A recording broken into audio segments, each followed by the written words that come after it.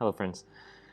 We come to you today with a word that we all need to hear, but maybe we all don't want to hear. And that word is patience. We need to be patient in times like these. Patient in the midst of suffering. It's a hard thing. We would rather have things our way, and because we want them our way, and reality says that we can't have them our way because things are outside of our control, well, we easily fall into impatience.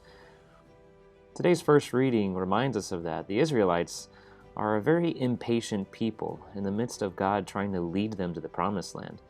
Today they become so impatient that they create an image, an idol, to make as their God, and they begin to worship it in foolishness. And so if we're not careful, our impatience could also lead us to foolish conclusions, foolish actions, and lead us into things that we would rather not have done. And so we need to seek and strive after patience. And Fulton Sheen teaches us that if we want to maintain peace of heart in the midst of patient suffering, we need to keep in mind two things. First, God is love. We know that. But it's hard at times to bring that into perspective in the midst of our sufferings.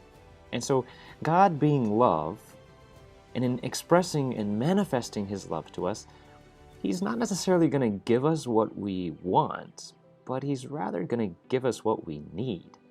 He's especially going to give us what we need to grow in holiness. And for that, we should be grateful. You see, when we become impatient, we lose sight of also being grateful for what we have been given. Secondly, Fulton Sheen says that we need to keep in mind the truth that the practice of virtue in this life is not necessarily rewarded in this life.